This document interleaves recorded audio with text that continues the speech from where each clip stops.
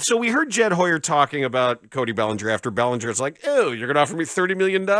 Why, I think I'll take it. And he decided to come back to the Cubs for that money. That's how those contracts work. And now they want to trade him because he makes $30 million. So now, it would be really nice if they said, wait a second, we might be able to stay under the tax here if we were able to move Bellinger, and then we can jump in and say, hey, Juan Soto, how about this number?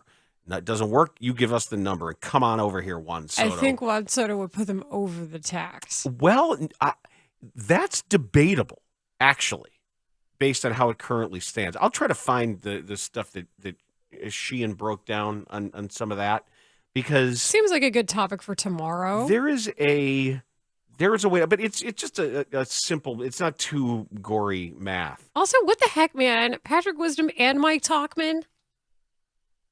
Yeah, I don't. Jeez. Wisdom's age. At one point, Mike Tauchman was the highest percentage slugger the Cubs had. At one time, being the key word. No. It was a while, Dan. It was several weeks, I think, at one time. People were really mad at me when I was mad that they had waived Patrick Wisdom. And everyone said, look, Owen Casey projects to be everything Wisdom was, but better, and it's just his turn. So it is Owen Casey's turn, and I understand, but the streakiness of Patrick Wisdom still produced power hits. Still produced home runs. Yeah, he was bad last year. Yeah, he wasn't nearly the player he was the year before. Bad. Yeah. But man, I don't know.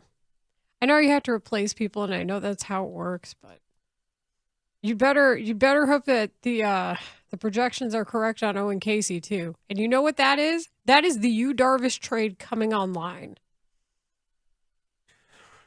I hope so. No, that's what that is. He was acquired in it. What about the rest of the players? So here's what Joe Sheehan said about the Cubs and where they are relative to the tax. And this is how I'm trying to think about this idea of trading Bellinger. It's just 3 paragraphs here. He said, Soto's a perfect fit for any team, but the Cubs have shown little interest in competing at the top of the free agent market. They've made signings, but other than Dansby Swanson, the 4th best shortstop in his free agent season, they've avoided the kinds of deals you might expect from a team with their resources. They've had success at their level, to be sure. Bellinger, Suzuki, Tyone. They've tried to stay under the tax threshold, failing to do so last year by just a couple $1 million. Avoiding the repeater penalty will be a goal. He said, so I don't know that we'll see the Cubs pay the $45 to $50 million AAV it's going to take to sign Soto. They're $61 million under the threshold right now. Oh. Per Cott's contracts. Okay. And if they return every single player who is worth at least 1 win to last year's team. To that group, they added Isaac Paredes at midseason.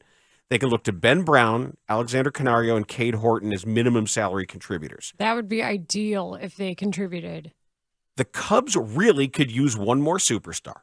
Soto ticks every single box. Yeah.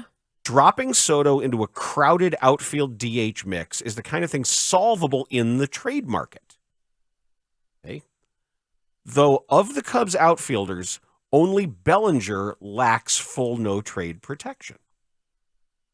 The Cubs can sign Soto, do nothing else, and still be under the tax threshold. The problem is it's not nothing else, right? Because I assume Sheehan is contributing the number of players who are not on the team but still getting paid to this. Is that how he's factoring it in? I think there is a lot of money there given to players who are not on the roster. I'm not sure what that does relative to the thresholds, though. I don't know. I know that it factors in because it's my belief, and this is only me, that the Cubs ended up going over the CBT last year by accident. I don't think anything's an accident. Well, it wasn't designed, is my point. Come on. But what he says Yeah, no, I don't think you didn't know. But the number changes, and I think their operating cost on the roster changed quite a bit. They had like 7 players last year who weren't on the roster who were getting paid significant dollars. Well, this is the conclusion. The Cubs can sign Soto, do nothing else, and still be under the tax threshold while going into camp with 6 or 7 starters and a whole bunch of tradable young outfielders. The Soto talks have focused on the Dodgers, Mets, and Yankees because those are the teams whose owners have consistently put resources into winning while supporting their opponents to the tune of $200 million a year among the three of them.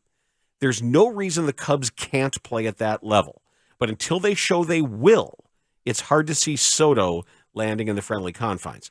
But he does say that Bellinger's the one guy of this group you could trade to do what he's saying is possible. Here's my issue is when you consider how they're addressing things, it's playing down to what you think the division is. And you know what the division has told me? The Brewers are the champions every year. The Brewers do better than you. Yep. And the reason the teams in the East and the West in the American and National Leagues have to contribute so much and compete so much and pay so much more is because that's the only way they have a chance of making the playoffs. That's the incredibly frustrating piece of this to me. Like, think about the Mets. Francisco Lindor, outside of Shohei Ohtani, would have been the National League MVP. Had one of the best seasons as an individual, as a Met. They said so. And that's a storied history. But when you consider the performance that he had, the only person who was better than him was Ohtani.